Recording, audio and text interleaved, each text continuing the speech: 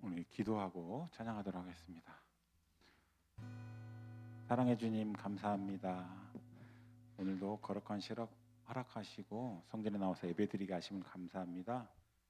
우리의 삶이 언제나 주님을 바라보는 삶이 되게 해주시고 우리 이 예배가 주님께 영광 돌릴 수 있는 예배 될 수 있도록 이 시간도 함께하여 주시옵소서. 감사드리며 예수님 이름으로 기도드리옵나이다. 아멘. 우리 내가 매일 기쁘게 우리 찬양하도록 하겠습니다.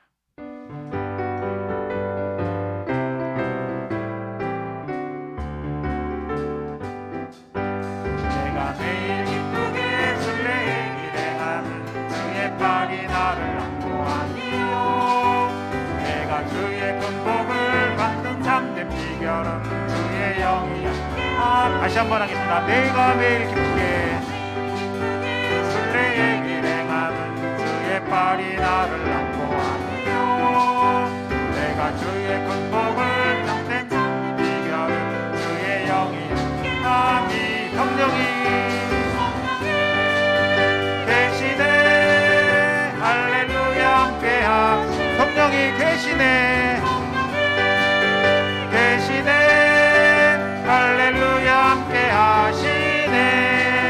좁은 길을 걸으며 밤낮 기뻐하는 것 주의 영이 함께함이 전에 죄에 빠져서 평안함을 얻을 때 주의 십자가의 공로님이고 결말 아래 엎드려 참된 평화 얻는 주의 영이 함께함이 나와 동행하시고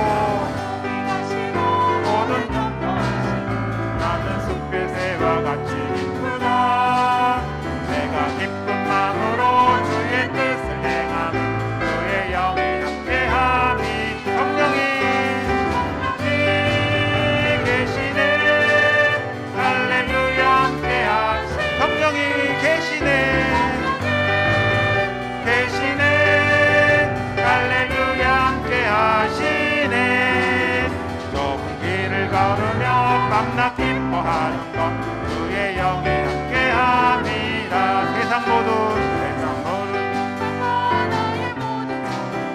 십자가의 힘이 모습하네.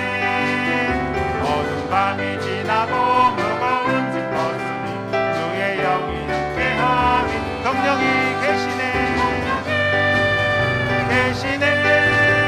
할렐루야 함께하시네. 성령이 계시네.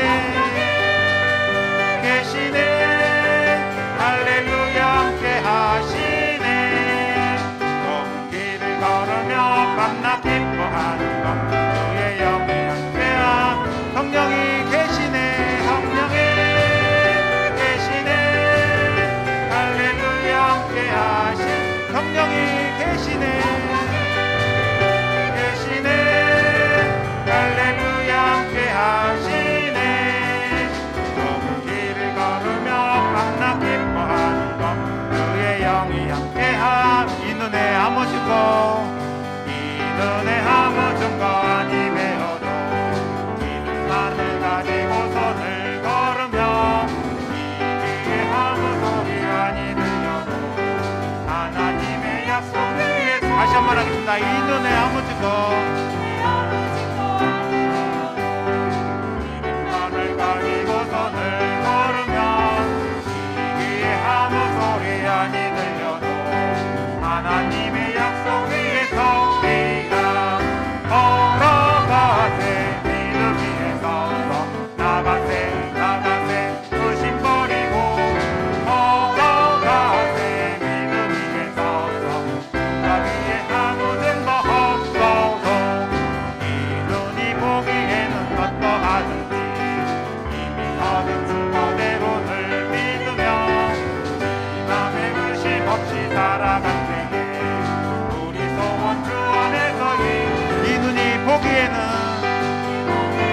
어떠하든지 이미 얻은 증거대로 늘 믿으며 이 맘에 의심 없이 살아갈 때에 우리 소원 주 안에서 이르리. 걸어가세 믿음 위에 서서 나가세 나가세 의심 버리고 걸어가세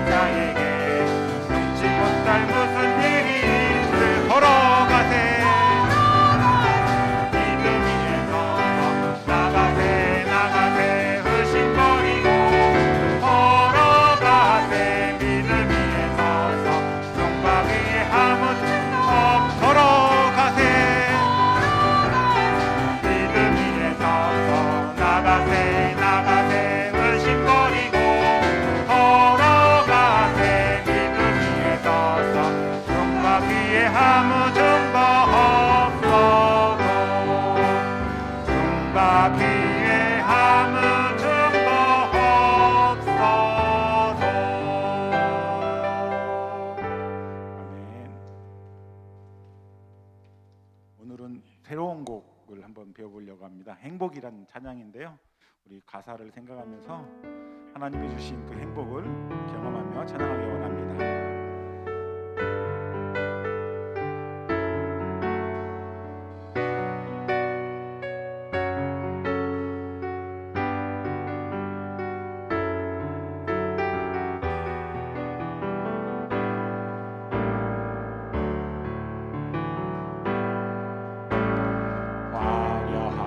화려하지 않아도 정결하게 사는 삶, 가진 것이 적어도 감사하며 사는 삶,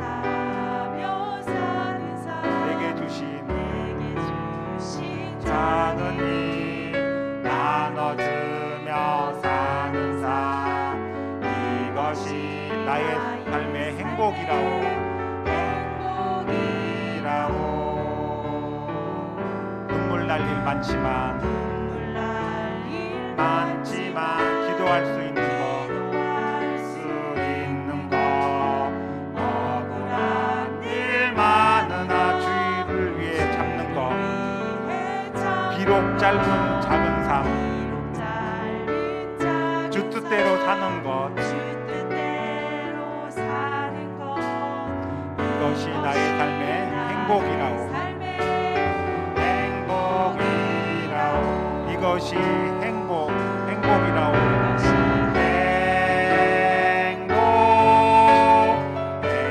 행복이라오. 세상은 알 수 없는 하나님의 선물, 알 수 없는 이것이 행복이라오. 행복이라고 하나님의 자녀로 살아가는 것, 하나님의 자녀로 살아가는 이것이 행복이라오. 이것이 행복이라오.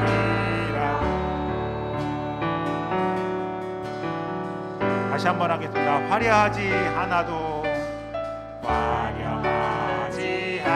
정결하게 사는 삶, 정결하게 사는 삶, 가진 것이 적어도 감사하며 사는 삶, 내게 주신 작은 일 나눠주며 사는 삶, 이것이 나의 삶의 행복이라오. 눈물 날 일 많지만 기도할 수 있는 것, 억울한 일 많으나 주를 위해 참는 것, 비록 짧은 작은 삶, 주 뜻대로 사는 것, 이것이 나의 삶의 행복이라오.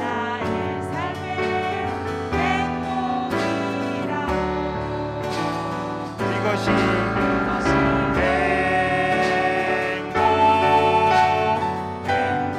행복이라오. 세상은 알 수 없는 하나님 선물, 이것이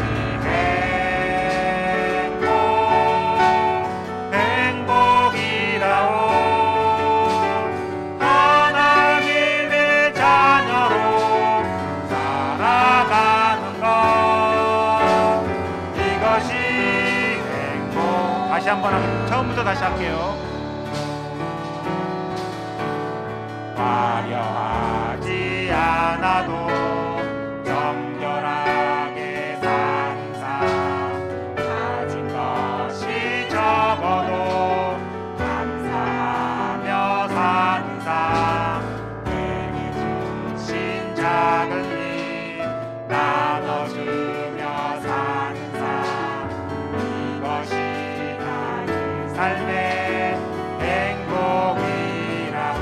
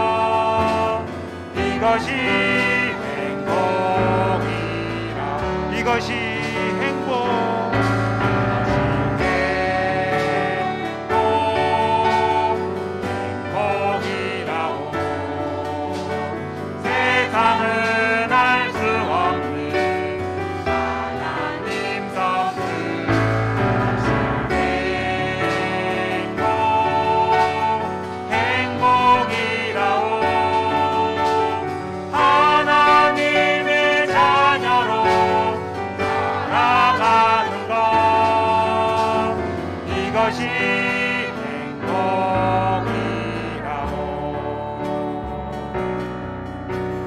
이것이 행복이라오.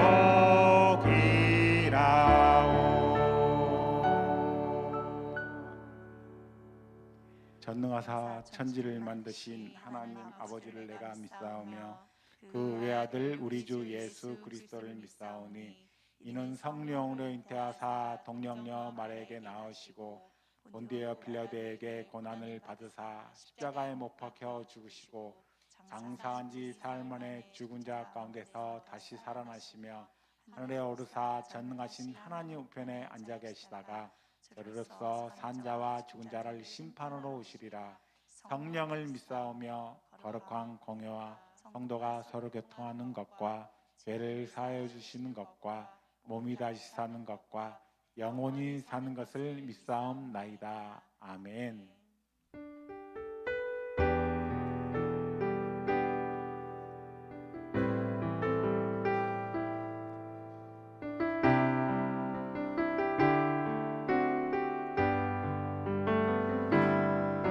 주께 가까이 날 이끄소서.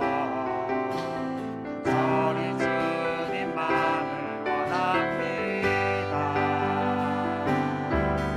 채워주소서. 주의 사랑을 진정한 찬양 드릴 수 있도록 주께 가까이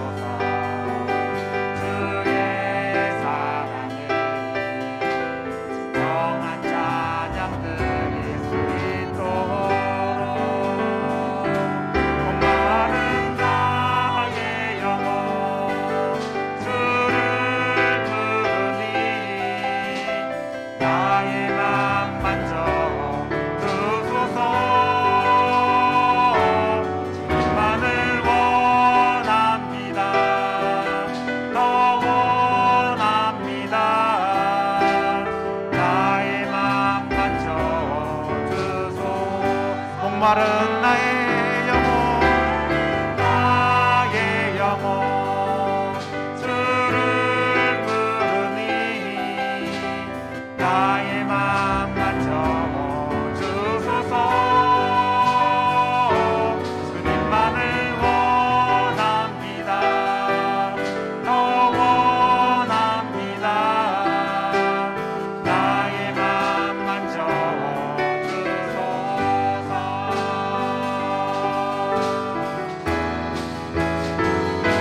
목마른 나의 영혼 주를 부르니 나의 맘 만져주소서.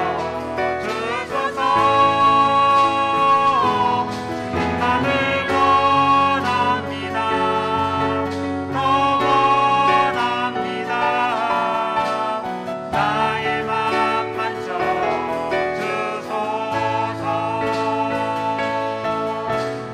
나의 맘 만져주소서. 나의 맘 만져주소서. 나의 맘 만져주소서.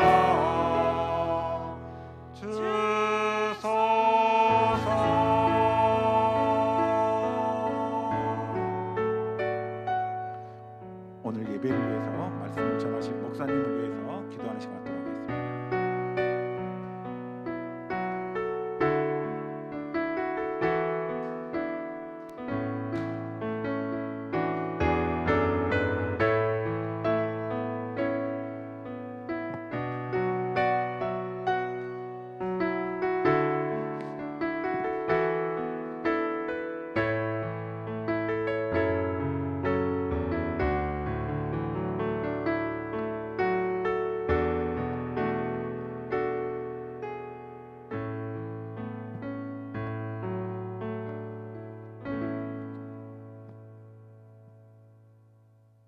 거룩하신 하나님, 산천이 푸름을 더해가는 축복의 계절 6월에 주님의 사랑과 축복을 온몸에 담고 주님 앞에 나오게 하심을 감사드립니다.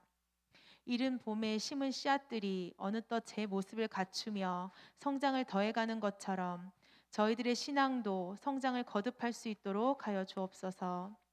늘 주님의 은혜에 감사할 수 있는 믿음이 되게 하시고 주님께 마음과 영혼을 다하여 예배하는 자들이 되게 하여 주옵소서.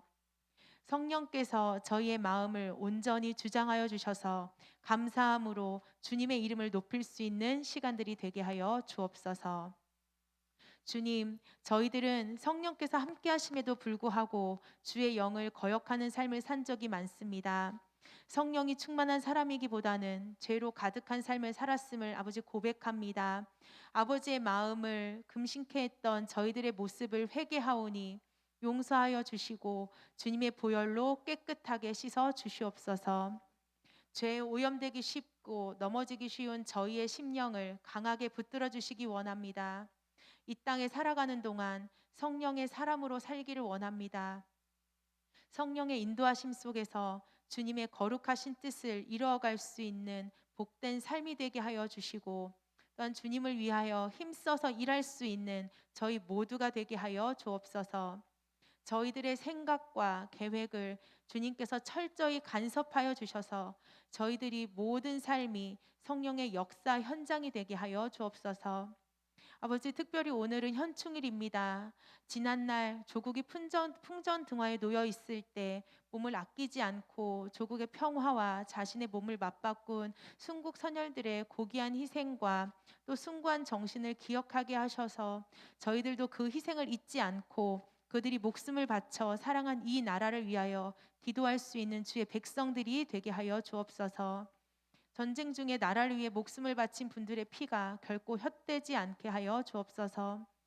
아직도 저희는 휴전 중에 있으며 또 남과 북이 갈라져 있는 상태입니다. 아버지, 이 땅에 온전한 평화가 오기까지 이 민족을 위하여 끊임없이 기도하는 자들이 되게 하시고 또한 하나님의 온전한 다스림을 받고 구원의 복음이 전해질 때까지 눈물 뿌려 기도할 수 있는 주님의 백성들이 되게 하여 주옵소서. 오늘도 저희들이 주님을 간절히 사모하는 마음으로 기도하고 예배드리며 주님의 귀한 말씀을 듣습니다. 저희들 가운데 임재하시는 주님의 숨결을 강하게 느끼게 하시고 또한 주님께서 부어주시는 성령의 충만함이 차고 넘치는 은혜의 시간이 되게 하여 주옵소서. 오늘도 말씀을 들고 단위에 서시는 박재훈 담임 목사님을 기억하여 주시고 능력의 말씀을 증거하실 수 있도록 붙들어 주옵소서. 예배의 시종을 주님께 의탁합니다. 주님만이 홀로 영광을 받으실 것을 믿사옵고 예수님 이름으로 기도합니다. 아멘.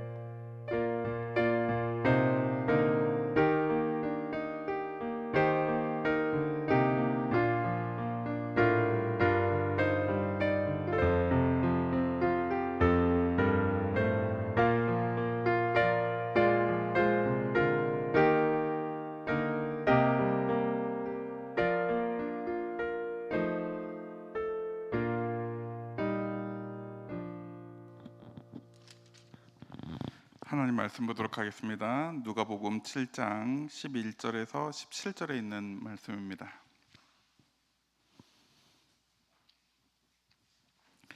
누가복음 7장 11절에서 17절에 있는 말씀입니다. 한 절씩 교독하겠습니다. 신약 101페이지에 있습니다. 누가복음 7장 11절에서 17절 한 절씩 교독하시고 마지막 절은 같이 읽겠습니다. 그 후에 예수께서 나인이라는 성으로 가실새 제자와 많은 무리가 동행하더니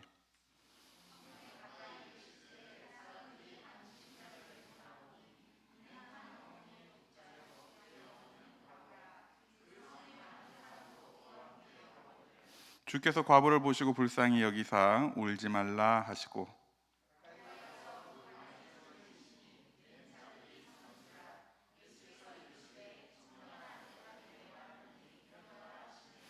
죽었던 자가 다시 일어나 앉고 말도 하거늘 예수께서 그를 어머니에게 주시니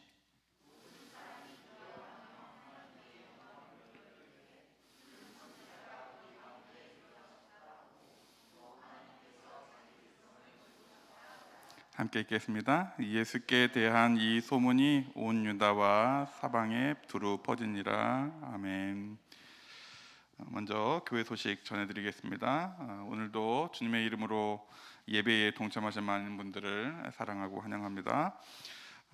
교회의 각 기관과 예배가 회복될 수 있도록 협조해 주시고 동참해 주시기 부탁드립니다. 남녀 전도의 구성을 위해서 여러 작업들 진행 중에 있습니다. 같이 참여해 주시고요. 오늘 9시부터 주일학교 예배가 시작됐습니다.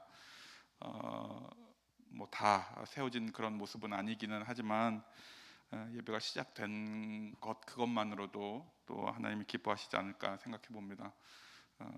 주변에 아이들, 어린이, 청소년들 혹시 동참할 수 있도록 전도도 동참해 주시고 또 주변 아이들을 참여할 수 있도록 그렇게 협조해 주시면 감사하겠습니다.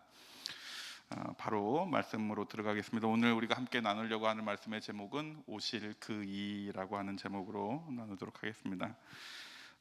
우리가 읽은 말씀은 17절까지 읽었지만 이후에 23절까지 연결되는 말씀입니다. 그리고 제목은 그 말씀 가운데 있는 20절에 오실 그이라고 하는 부분에서 같이 생각해 보려고 짰습니다. 누가복음 7장은 여러분이 잘 아는 여러 말씀들 중에 제일 많이 언급되는 장면 중에 하나가 바로 우리가 읽은 나인성 과부의 아들이 살아나는 장면, 그리고 그 앞에 예수님께서 백부장의 종을 고치시는 사건, 그리고 이 장면 이후에 예수님께서 향유 옥합을 깨뜨려서 예수님의 발에 뿌리는 그런 장면들이 우리가 어쩌면 제일 많이 묵상하고 또 말씀으로 나누고 하는 장면들 중에 하나입니다. 그런데 그 가운데서 사실은 18절부터 23절까지 있었던 주로 언급되지는 않고 알고는 있지만 언급되지 않는 중요한 장면이 세례 요한의 제자들이 예수님을 찾아와서 당신이 그분이십니까? 이렇게 질문하는 질문이 있습니다. 그때 예수님께서 바로 답하시지 않고 병든 사람들, 고통 중에 있는 사람들, 또 눈먼 사람들을 고쳐주십니다. 그리고 그런 사람들을 다 고치신 다음에 세례 요한의 제자들에게 너희들이 본 것을 요한에게 가서 구해라 라고 그렇게 이야기해 주시면서 말씀이 마무리됩니다. 그리고 그 장면 이후에 예수님이 누구이신지 살펴볼 수 있는 그런 여러 가지 장면들이 나오는데 직접적으로 36절 이하에 우리가 잘 알고 있는 옥합을 깨뜨리시는 장면이 거기 등장합니다. 우리가 계속해서 예수님이 행하신 기적적인 일들을 살펴보고 있습니다. 그 기적적인 일들을 살펴보게 되는데 그 기적적인 표적, 그러니까 특별한 의미가 있는 기적이라고 해서 표적이라고 하는 일들을 살펴보고 있는데 그 중에 죽은 자를 살리시는 장면과 그 다음 장면, 세례 요한의 제자들을 만나 주시는 장면 다음 장면에 예수님의 장례를 준비하는 듯한 옥합을 깨뜨리는 장면 사이에 있는 이 장면, 그리고 직접적으로 오실 그분이십니까? 라고 하는 질문 가운데서 우리가 예수님을 어떻게 대할지 또 예수님을 어떤 분으로 인식할지 함께 생각해 보려고 합니다. 예수님께서 나인성 과부를 만나 주시는데 그 성경에 찾아보니까 나인이라고 하는 그 단어 자체가 기쁨이라고 합니다. 그런 의미에서 이 성 사람들은 기쁨의 성에 살고 있는 사람이었습니다. 그런데 예수님이 그들을 만나 주시는 장면은 장례 행렬 중에 그들을 만났습니다. 전혀 상반되는 상황입니다.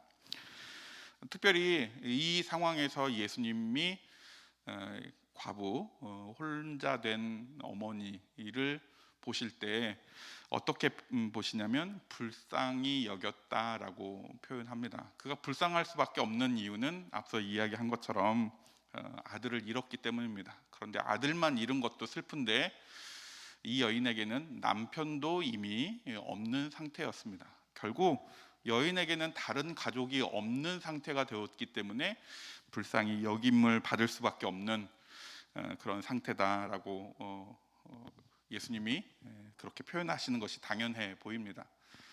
어쩌면 우리도 이 여인처럼 예수님 앞에 불쌍히 여김을 받아야 되는 게 아닐까. 그래서 우리도 그러면 가족 중에 누가 죽어야 되나, 아니면 그런 큰 아픔 가운데 있어야 되나, 그런 의미의 불쌍함을 말씀드리는 건 아니라는 거 이미 잘 알고 계실 겁니다. 우리에게 있어서 예수님의 불쌍함이라고 하는 단어를 쓰긴 했지만 예수님께서 우리를 긍휼히 여기시기 때문에 사실은 우리를 위해서 그분이 죽어주신 것 역시 동일한 상황입니다. 예수님께서 이 여인을 불쌍히 여기셨고 그 불쌍히 여김으로 이후에 행해지는 기적들이 우리가 살펴보려고 하는 내용들입니다. 예수님께서 이 장례 행렬 중에 있는 시체가 들어있는 관에 손을 올리셨습니다. 일반적으로는 아무나 그렇게 올리지 않습니다. 왜냐하면 부정한 것을 만지게 돼서 그 부정한 것을 만지면 공동체에서 멀어질 수밖에 없는, 최소한 일주일 동안 예배에 동참할 수 없고 성 밖에서 지내야 되기 때문에 그렇습니다. 시체를 만진다거나 썩은 것을 만지면 부정하게 되는 율법 때문에. 그런데 예수님이 그럼에도 불구하고 만져주셨습니다. 이후에 살펴보겠지만 만지는 이유가 있었죠. 그리고 예수님께서 그 청년에게 말씀하십니다. 내가 내게 말하노니 청년아 일어나라. 이 일어나라라고 하는 장면을 생각해 보면 죽은 사람에게 말하는 듯한 느낌은 아닌 것 같습니다. 이미 살아있기 때문에 앞서 말씀드린 것처럼 율법에 어긋나는 행동을 하시는 분이 아니시기 때문에 그런 의미에서 이 청년이 죽은 것이 맞을까, 또 여러 그 반론을 제기하는 사람들은 이 청년이 기절해 있던 것이 아닐까. 앞서 말씀드린 것처럼 율법에 어긋나는 일들을 하시지 않는 분이기 때문에 그 청년을 그렇게 살리시는 것, 그러니까 깨우시는 게 아니었을까, 이렇게 이제 해석하는 게 맞다라고 이야기하는 분들도 있습니다. 그렇지만 오늘 본문에서 보면 불쌍히 여기셨고 또 장례를 진행했다. 뭐 죽은 지 몇 시간 만에 장례를 지내지는 않으니까요. 그런 것을 통해서 보면 죽었던 것은 분명한 것 같습니다. 그리고 이 청년이 일어나게 되고 또 일어나서 앉아서 상황을 살펴봤던 것 같습니다. 그리고 말도 하게 되고 그리고 어머니에게 주었다, 이렇게 표현되어 있습니다. 결과적으로 죽었던 청년이 살아난 것이죠. 예수님의 선언 한 번으로 일어나라라고 하는 그런 선언 한 번으로 죽었던 자가 살아나는 기적을 행하시는 분으로 우리가 예수님을 인정할 필요가 있습니다. 그런 면에서 첫 번째 우리가 예수님이 어떤 분이신가라고 했을 때 기억해야 될 것이 죽은 자도 살리시는 분이다라고 하는 사실입니다. 물론 예수님만 죽은 자를 살리신 분이 아니셨습니다. 이미 참 묘한데요. 이 나인성이라고 하는 이 성 근처에, 그 당시에는 그 이름을 쓰지는 않았지만 여러분이 잘 알고 있는 구약에 예수님과 비슷한 기적들을 행한 선지자 중에 한 명이었던 엘리사도 역시 비슷한 일을 했습니다. 한 부부의 집에 선지 사역을 하기 위해서 잠시 유하는 곳이 있었죠. 선지자를 돕는 그 동역의 개념의 숙소도 제공하고 했던 그 가정에 아들이 없다는 걸 알고, 자녀가 없다는 걸 알고 축복해서 아이가 생겼습니다. 그런데 그 아이가 죽었던 장면 분명히 열왕기에서 기억하실 겁니다. 그 지역하고 비슷한 지역이라고 해요. 실제 지역하고. 그런데 엘리사가 그렇게 기적을 행했던 그 성 사람들이 기억하고 있는 그 일이 나인성에 예수님께서 그 일을 행하십니다. 그래서 사람들이 뭐라고 표현하냐면 16절에 보니까 우리가 읽었죠. 하나님께 영광을 돌리며 큰 선지자가 우리 가운데 일어났다라고 표현해요. 과거에 우리 가운데 있었던 엘리사와 같은 선지자가 다시 등장했다라고 표현하는 거죠. 그런 의미의 표현입니다. 전해져 내려오는 이야기이긴 하지만 그때 그런 일들이 우리 동네 근처에서 있었는데 지금 또 이런 일이 생겼다라고 고백하는 거죠. 다시 본문의 조금 더 중요한 이야기를 살펴보면 우리가 기억하는 7장 말고 요한복음 11장에 보면 예수님께서 죽은 자를 살리시는 장면이 또 한 번 등장합니다. 요한복음 11장에 등장하는 죽은 자를 살리시는 장면은 여러분 잘 아는 나사로를 살리는 장면입니다. 나사로를 살리는 그런 과정에서 죽은 지 나흘 되었다라고 하는 구체적인 표현이 있습니다. 4일이 되었고 이미 장례 절차는 다 마무리했습니다. 그리고 무덤 앞에 갔을 때 썩는 냄새도 났다라고 그런 표현도 등장합니다. 그런데 예수님께서 스스로를 뭐라고 표현하시냐면 나는 부활이요 생명이다라고 말씀하시죠. 뿐만 아니라 믿는 자는 죽어도 살겠고 무릇 살아서 나를 믿는 자는 영원히 죽지 아니라라고 말씀해주고 있다는 것도 우리는 이미 잘 알고 있습니다. 그런 의미에서 오늘 나인성 과부의 아들이 살아난 것은 예수님께서 바로 죽은 자도 살리시는 분이신 것을 깨달을 필요가 있습니다. 지역 사람들이 과거에 어떤 선지자가, 과거에 우리가 알고 있던 엘리사 선지자가 그렇게 했다는 곳이 여기인데 그곳에서 또 한 번 큰 선지자가 나타났구나의 옛날 어떤 선지자와 비교되는 수준의 분이 아니시라는 사실입니다. 분명히 엘리사도 특별한 하나님의 종이었고 선지자였던 것은 사실입니다. 그러나 예수님은 그 수준을 뛰어넘은 창조주이신 것뿐만 아니라 우리의 주인 되어주시고 특별히 한 번 죽은 자를 살린 수준이 아니고 이제는 영원히 영생할 수 있는 우리의 믿음의 고백이 되시는 구주이신 것을 깨달을 필요가 있습니다. 예수님이 병 고치시는 분 우리가 계속 살펴보았죠. 또 멀리서도 원격 진료하셔서 기적을 행하시는 분 뿐만 아니라 그런 특별한 일을 행하시는 과거의 어떤 선지자의 느낌으로만 끝나지 않으신다는 사실입니다. 그냥 기적적인 일 그거 하나하나만 놓고 보면 엘리야나 엘리사 수준의 기적들을 행하신 분이 맞습니다. 그러나 예수님이 그런 일들을 하시는 그 선지자들과 같은 위치에 있는 분이 아님을 우리가 기억해야 될 것은 이 죽은 자를 살리시는 과부에 대하는 마음 그리고 그 이후에 예수님께서 어떤 일들을 행하셨는지 소문이 증거되어지고 또 멀리 퍼져나감으로 인해서 다른 사람들이 예수님을 바라보는 느낌들이 달라지는 것을 알 수 있습니다. 먼저 이 여인과 관련된 죽은 아들 또 과부된 이 여인에 대한 정보들을 몇 가지 우리가 알 수 있는 것은 그 여인이 과부였다라고 하는 장면 표현과 아들이 한 명 있었다는 표현입니다. 그리고 또 하나 얻을 수 있는 표현에서 보면 또 하나 얻을 수 있는 표현은 12절 맨 뒷부분에 있는 표현인데요. 한 어머니의 독자요 그의 어머니는 과부라 그 성의 많은 사람도 그와 함께 나왔다라고 하는 부분이죠. 혼자 된 사람이고 아들이 하나밖에 없는 사람이기는 하지만 유추해보건대 그의 삶은 물론 경제적으로 어려울 수도 있고 주변 사람들에게 크게 영향력을 행하는 사람은 아니었지만 장례 행렬을 통해서 여러 사람들이 그 장례에 동참한 것을 보면 최소한 사랑을 받았거나 인정받는 사람은 아니었을까 이렇게 추정해 봅니다.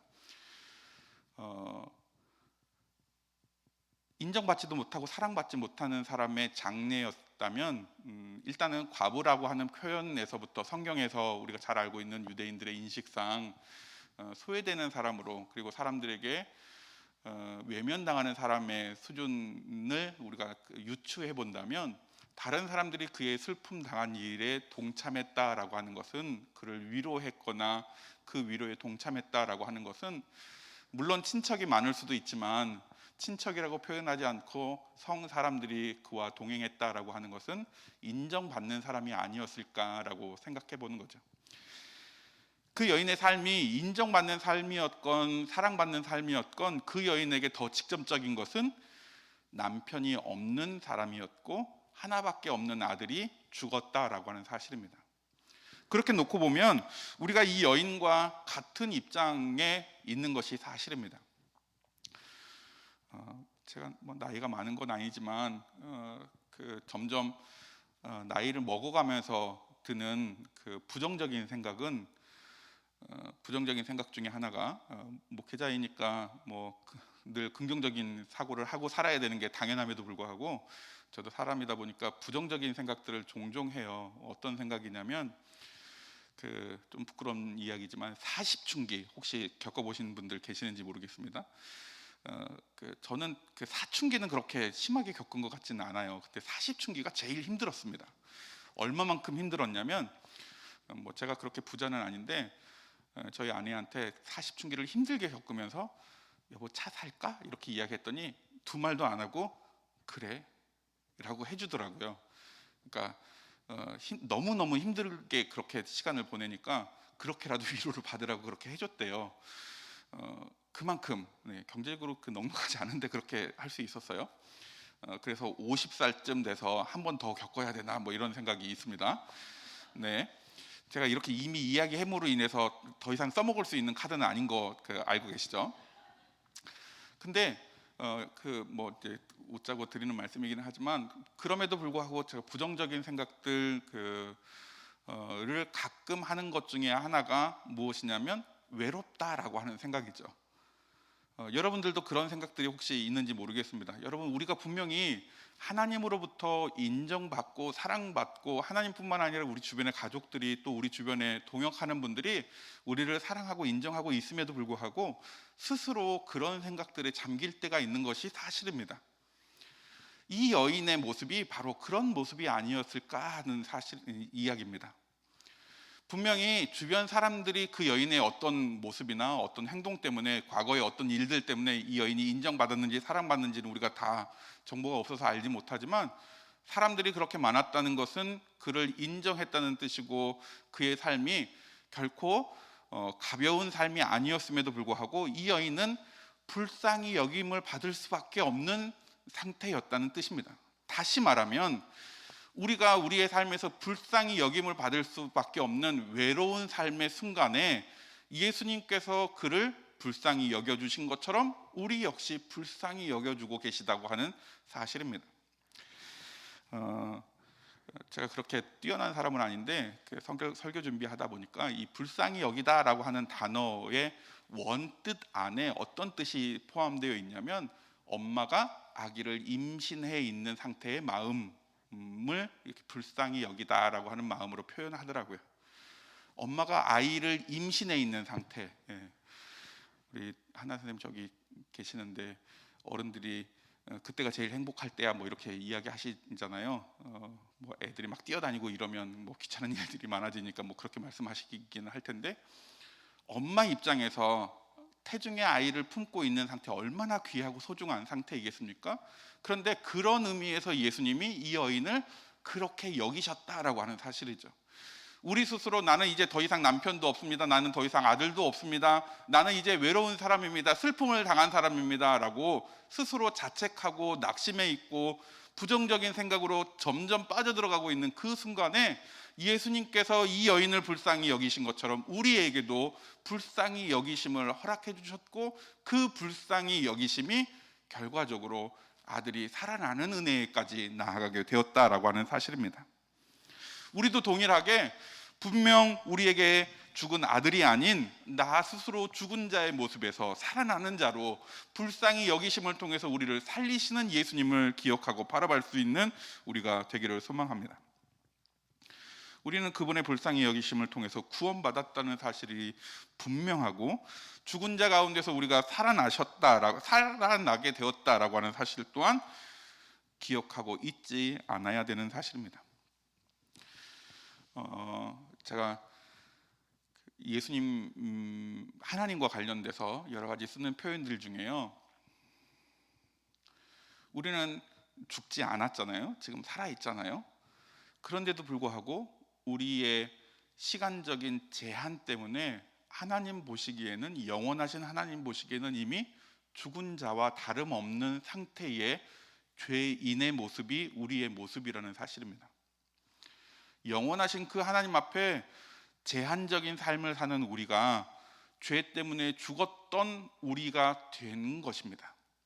이제는 죽었던 우리가 아닌 그리스도로 말미암아 불쌍히 여겨주시는 그분을 통해서 또 우리를 살려주시는 예수 그리스도를 통해서 우리가 살아나게 되었다는 것을 잊지 않길 바랍니다. 스스로 예수님께서 요한복음 11장 그 말씀을 통해서 내가 부활이요 생명이다 라고 하는 그 말씀을 기억하기 원합니다. 몇 사람 살리는 수준이 아니십니다. 또 일시적인 일로 그 일을 행하시는 분이 아니십니다.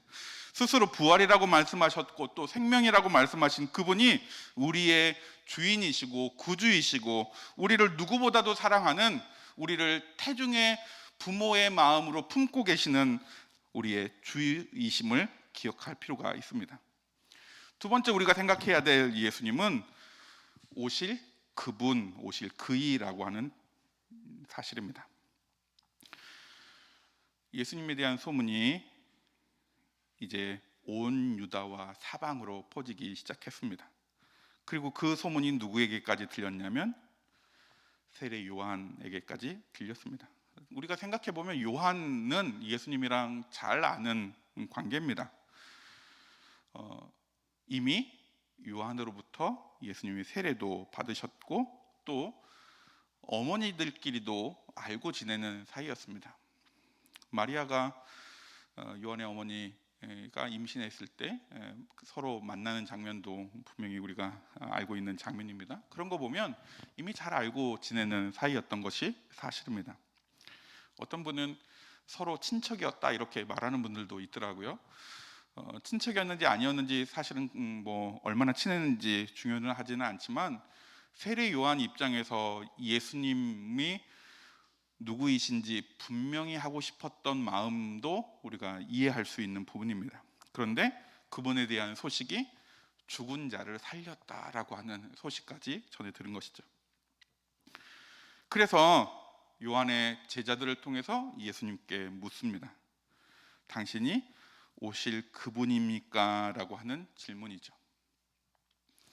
우리가 예수님에 대한 인식을 함에 있어서 지난주에도 살펴봤고 또 여러 번 우리가 계속 예수님에 대해서 살펴보고 있는 것처럼 당신이 누구십니까? 라고 질문해 볼 필요가 있습니다. 부정적인 의미에서의 질문이 아니고 그분에 대해서 명확히 깨닫고 우리의 삶에 명확히 증인된 삶을 살기 위해서 인식하는 의미에서 당신이 누구십니까? 당신이 그분이십니까? 라고 확인하는 작업이죠. 또 다른 의미에서 우리의 믿음을 분명히 하는 측면에서 확인하는 의미로 당신이 메시아 그분이십니까? 라고 우리 스스로 질문할 필요가 있다는 겁니다. 예수님에 대한 그 질문에 예수님이요 질병과 고통과 귀신 들린 자들 그리고 앞을 보지 못하는 사람들을 고쳐주시고 난 다음 그 제자들이 그것을 옆에서 지켜보게 한 다음 그리고 본 것 그대로 가서 이야기하십시오 라고 말합니다. 어쩌면 우리가 예수님을 명확하게 인정하기 위해서 사실은 이런 일들이 필요하지 않습니다. 그렇지만 예수님이 그 제자들의 눈높이에 맞게 또 세례 요한의 눈높이에 맞게 그런 일들을 보여주신 게 아닌가 싶습니다. 더 직접적인 표현, 신학적인 표현으로 예수님이 굳이 이 땅에 오시지 않아도 됩니다. 그냥 선언적인 표현으로 너 죄 없다라고 말씀만 하셔도 되죠. 그럼에도 불구하고 이 땅에 사람의 모습으로 오신 이유가 우리의 눈높이에 맞게 오신 것이 그분이 우리에게 오신 이유이고 또 명확하게 죄 사함을 허락하시기 위해서 이 땅에 오신 것이 예수님이 오신 그 의도가 아닌가 생각해 봅니다. 조금 다른 의미에서 이 장면을 생각해 보면 세례 요한이 얼마 후에 순교당하게 됩니다. 어쩌면 그 지혜로운 사람이니까 내가 이제 곧 죽지 않을까 이런 그 예상이나 뭐 염려들이 없지 않아 있지 않았을까 생각해 봅니다. 그런 의미에서 세례 요한의 세력이 점점 커져가고 그래서 헤롯이 그를 죽이려고 하는 그런 세력이 커져가는 그런 그 정치적인 의미에서 그 세례 요한을 제압하려고 하는 그런 움직임이 분명히 있었던 거 아닐까 싶습니다. 그래서 요한이 자기가 곧 죽을지도 모르는데 그 메시아에 대한 자기가 주어진 사명들을 잘 감당하기 위해서 예수님에 대해서, 예수님의 정체에 대해서 확인하는 순간이 아니었을까 싶기도 합니다. 그래서 제자들을 보내서 그것을 확인하는 그런 과정에 예수님께서 또 기적적인 일들을 그 사람들 앞에 보입니다. 병자도 고쳐주셨고, 고통 중에 있는 사람도 고쳐주셨고, 귀신 들린 사람, 그리고 앞을 보지 못한 사람을 고쳐주셨습니다. 이 장면이 다른 의미에서 그분이 오실 그분 메시아임을 깨닫게 하는 다른 의미의 명확한 확답이 되는 것입니다. 소극적으로는 그런 경험을 통해서라도 우리가 예수님을 인정하고 고백할 수 있다면 그건 역시 감사한 일입니다. 하지만 우리가 이미 예수를 알고 있고 예수에 대해서 믿음으로 고백하고 있는 우리의 입장에서 그런 인들 때문에 당신은 메시아입니다, 또는 당신은 메시아가 아닌 것 같습니다 라고 고민할 필요가 없는 우리가 되어야 하는 것도 사실입니다. 이제 우리의 삶에서 단순히 예수님이 어떤 사건 때문에, 어떤 일 때문에 당신이 그분입니까? 라고 질문하는 수준이 아닌, 이제는 우리가 어떻게 당신을 위한 제자의 삶으로, 또 증인의 삶으로, 하나님의 자녀의 삶으로 나아갈지 고백하며 나아가는 우리가 되어야 된다라고 하는 사실입니다. 분명히 우리 가운데 불쌍히 여겨주고 계시고 우리를 구원하고 계시고 영생을 우리에게 허락하신 분임을 깨닫고, 그리고 심지어 오실 그분임을 명확히 말씀해주고 계시고 그분이 우리의 구주이신 것을 말씀해주고 있는데도 여전히 혼란 가운데 있고 믿지 못하고 깨닫지 못하는 우리의 모습이라면 오히려 회개하고 오히려 분명한 믿음을 달라고 하나님께 매달리는 우리가 되어야 된다는 사실입니다.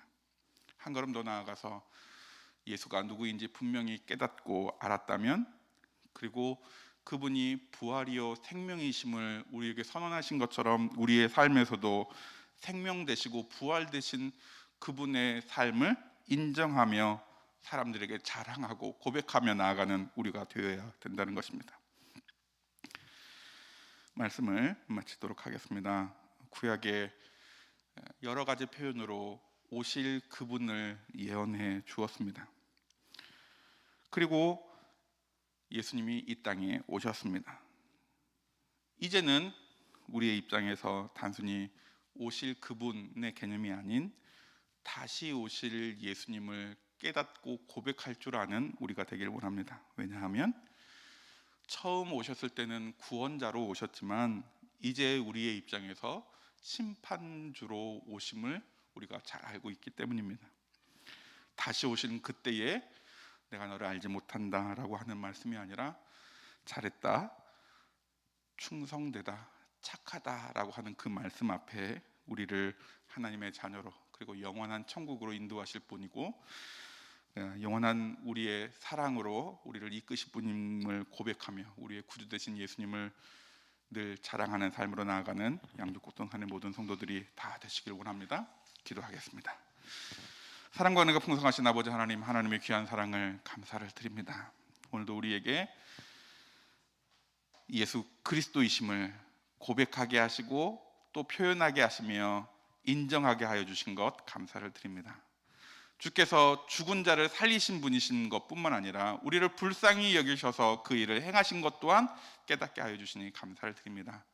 주님, 우리가 우리에게 있는 질병이나 문제를 해결해 주시는 분 수준으로 주님을 인정하는 것이 아니라 구주로, 메시아로, 그리스도로 고백하는 저희들 되어서 우리의 삶 가운데서 언제나 그 예수 그리스도를 고백하며 자랑하는 아름다운 열매를 맺어드리는 저희들 되게 도와주시옵소서. 오실 그분이 예수 그리스도인 것을 고백하는 삶으로 나아가기를 다짐하며 늘 감사를 드리며 예수님 이름으로 기도하옵나이다. 아멘. 425장 찬양하면서 봉헌하시겠습니다.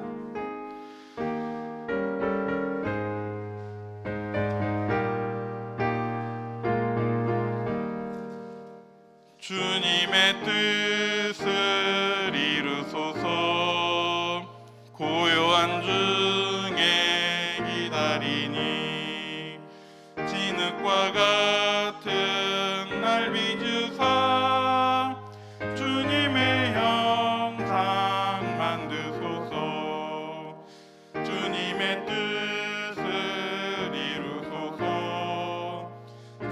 발 앞에 엎드리니 나의 맘속을 살피시사 눈보다 이게 하옵소서.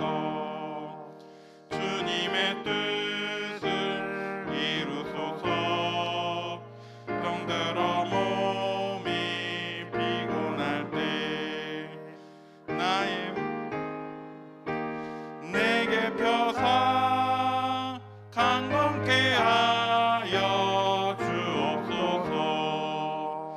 주님의 뜻을 이루소서. 온전히 나를 주장하사 주님과 함께 동행함을 만민이 알게 하옵소서. 아멘. 사랑과 은혜가 풍성하신 아버지 하나님, 하나님의 귀한 사랑을 감사를 드립니다. 주님께 받은 바 은혜에 감사해서 귀한 예물을 준비하여 드립니다. 이 예물 기쁘게 받아 주옵소서.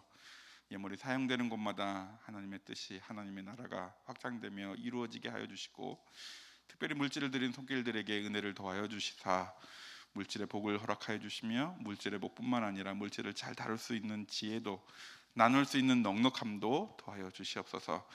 특별히 기도의 제목을 적어드린 손길들의 기도 가운데 응답하여 주시고 이루어 주시며 해결하여 주시고, 하나님을 만나는 은혜와 하나님의 간섭하심을 경험하는 은혜를 더하여 주시옵소서.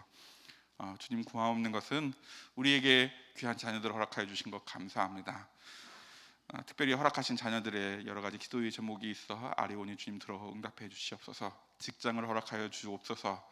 또 군에 있는 자녀들 나라 가운데서 쓰임 받을 때 인정받게 하시고 건강하게 군생활 잘 마무리할 수 있도록 인도해 주시옵소서. 멀리 유학 중에 있는 자녀들도 있습니다. 또 학업 중에 있는 자녀들도 있습니다. 또 여러 가지 계획들을 두고 구하는 모든 자녀들의 삶을 통해서 하나님이 인정해 주시고 기억해 주시며 간섭해 주시고, 그 모든 일들을 통해서도 선함으로 하나님의 일들을 잘 감당할 수 있도록 도와주시옵소서. 언제 어디서든지 사랑받고 인정받으며 칭찬 듣는 우리의 자녀들이 되게 해주시고, 또 구하옵는 것은 병중에 있는 지체들도 있습니다. 주님 찾아가 주셔서 위로해 주시고 회복시켜 주시며, 모든 일 가운데 능하신 주께서 치료해 주시고 강건케 하여 주옵소서. 믿고 구하오니 치료하여 주옵소서. 주님 회복시켜 주시고, 또 주님이 허락하신 많은 일들을 통해서 맡겨주신 사명을 잘 감당하는 우리 모든 성도들 다 되게 도와주시옵소서. 한 주간의 삶을 통해서 언제나 하나님이 주인 되어 주시고 뜻 가운데서 이루는 삶을 살게 해 주실 것을 믿고 감사하며 예수님 이름으로 기도하옵나이다. 아멘. 다 자리에서 일어나셔서 이런 교회 되게 하소서. 찬양하겠습니다.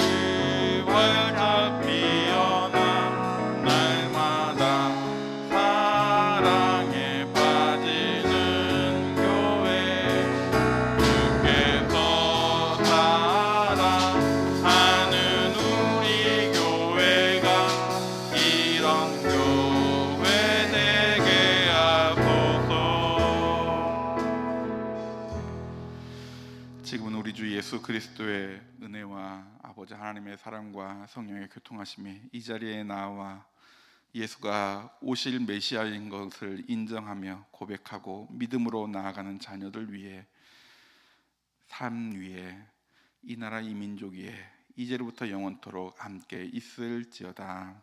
아멘.